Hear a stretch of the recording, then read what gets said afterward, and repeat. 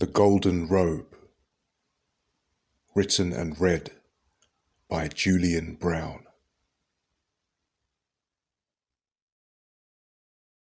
The Golden Robe, Part 7, The Return to the Desert. Mike did his best to dissuade Leopold from making the trip out into the Arabian desert, suggesting he postpone it because of an armed uprising taking place in Dammam that was being violently crushed by the Saudi military. It really made no sense to fly today, risking life and limb, but Leopold, as stubborn as ever, insisted that the trip could not wait. He felt a compelling need to return the Golden Robe to the Bedouin tribe he had got it from, immediately, imagining this was the only way to stop the madness that was engulfing the entire world, which was being savaged by the horror of war. Leopold watched the carnage below, safely, on plasma screens inside the air-conditioned helicopter, as they took off from the helipad once again. Never before could he actually feel the pain of the people he saw suffering like he did now. The screen had always acted as a barrier between him and reality, a filter, turning the loss and trauma of people into mere entertainment. Leopold, though, was changing, and a painful empathy and sense of guilt weighed him down now wherever he went.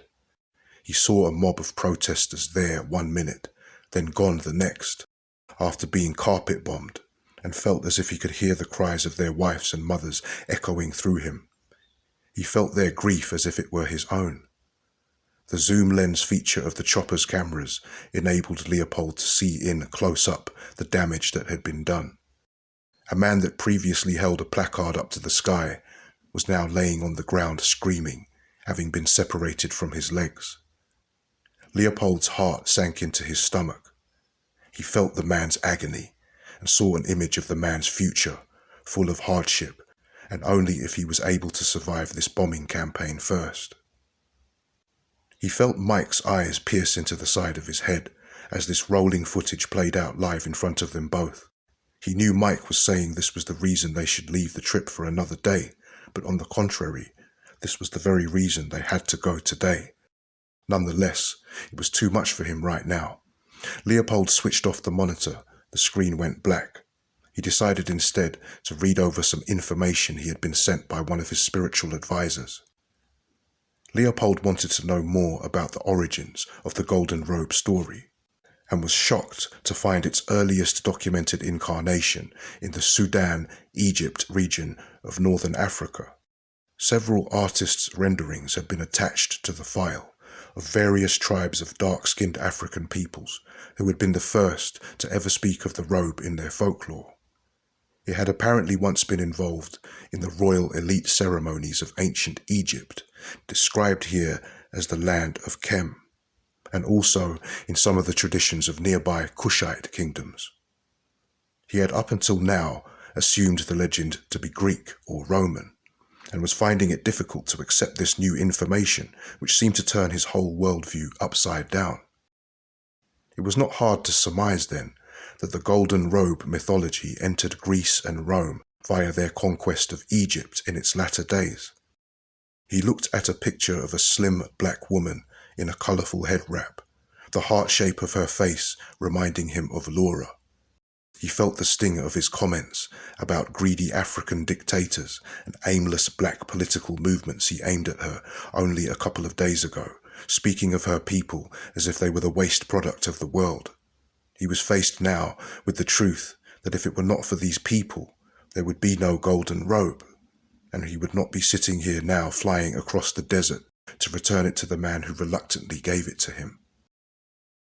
An overwhelming sense of disorientation overtook Leopold. He had been getting this a lot recently, a hypersensitivity that plunged him suddenly into an unbearable feeling of insecurity.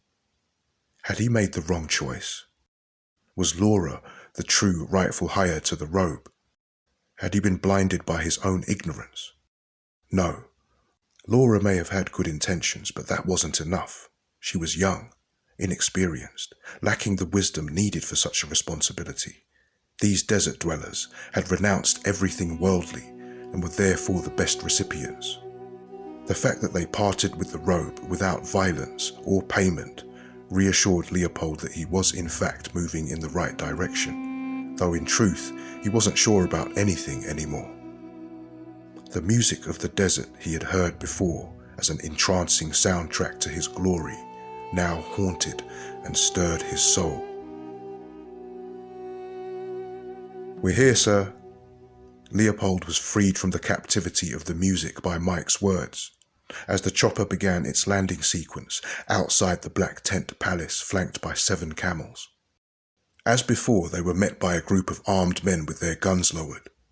The man who spoke such good English, who had spoken for the group on their previous visit, emerged from the tent last and smiling, and greeted Leopold and Mike, inviting them to enter. Leopold did not look up to meet his gaze, but acknowledged the man with a raised hand. In fact, Leopold had not made direct eye contact with anybody, even Mike, for some weeks now. Leopold wore a long, thick brown hooded cloak, with his head lowered, obscured by the hood so that you could not see his face. Whether he did this in reverence or in pity, one could not be sure. Any other man greeting Leopold would have needed some visible proof that this really was him, but this mysterious man in the desert was not like any other man. The group had grown larger since their last meeting. There seemed to be twice as many people in and around the desert tent than there had been before. Leopold searched his many thoughts, not knowing where to begin. "Please, sit." Mike accepted the coffee he was offered, seeing that others were drinking from the same pot. Leopold didn't care for tea or coffee or words, as he handed over the blue cashmere bag to the group's speaker. "Thank you. I did think you would return eventually, once you ran out of ideas." Leopold shrugged. He saw at the far end of the tent a young, attractive lady. My God, she looked so much like Laura, he thought to himself. Convinced it was Laura, he was about to jump up and run over to her when he noticed the scarification marks on her arms and neck and the difference in her height and body shape. This wasn't Laura, but could at the same time easily be her twin sister. The speaker could sense Leopold's fixation on the woman and retorted, "Really, Leopold? After everything that has transpired, all you can think about is a woman?" Leopold's attention came back to the speaker, who continued, "Haven't you had enough women, Leopold? Don't you think instead that some soul-searching would be more appropriate? You have, after all, set the world on fire. Don't you think there's more to reflect on than the shape of a young woman's body? Have you learnt nothing in all this time?" Leopold felt annoyed at the man's tone. Shouldn't he be more respectful, appreciative? After all, the robe had come back to him. He then saw with crystal clarity what eluded him before. Chains. The women were chained to one another. "I didn't figure you for human trafficking. I really thought you were better than that. What right do you have to moralize to me when you keep women as slaves?" The speaker replied calmly, "You are right about one thing. These women were slaves until we freed them." Leopold looked again at the women and could no longer see chains on their wrists as he had a moment ago. Was this some kind of desert magic? Now you see it, now you don't? Or was he really losing his mind? He hesitated, not knowing what to say or do. The corrupted project their corruption on the world around them and see only corruption, the man said defiantly, a smile gripping his face as he continued. "If you really care about the plight of such women, why not use your immense wealth to make a difference? Surely you can achieve more than some Arabs on camels in the desert." "I'm sorry, truly, I am sorry, I didn't know. I didn't mean to," Leopold said, and then tried to change the subject. "All this time, I still don't know. What is your name?" "I am known by many names, but most call me Ahmed." Ahmed seemed appeased by Leopold's show of humility and continued. "The gold of the robe only reflects the gold that is within us. It can only draw out what is already inside of you. We all come from a source where we can manifest instantly whatever we desire. Here, though, on this plane of nature, that manifestation is greatly slowed down. But with the robe on, it is as if we are back home again, and so we can walk the earth like gods. It is all really a matter of faith and the will. The golden robe has no inherent power of its own.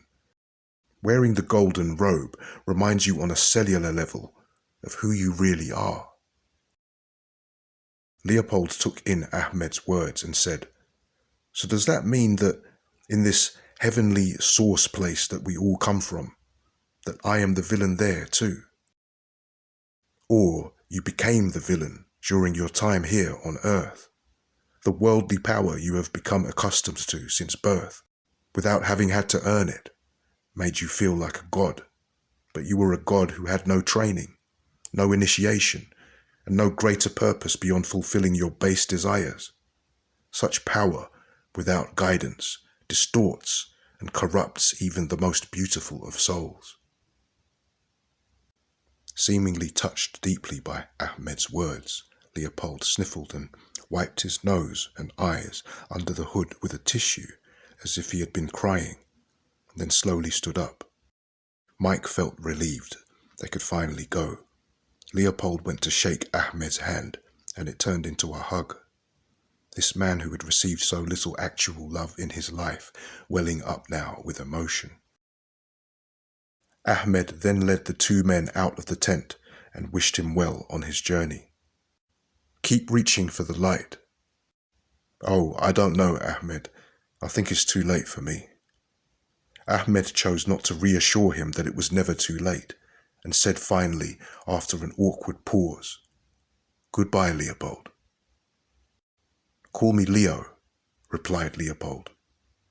"Why not Leopold anymore?" Ahmed asked. "I don't like the association," replied Leopold, as he and Mike walked back to the chopper. The pilot started the engine.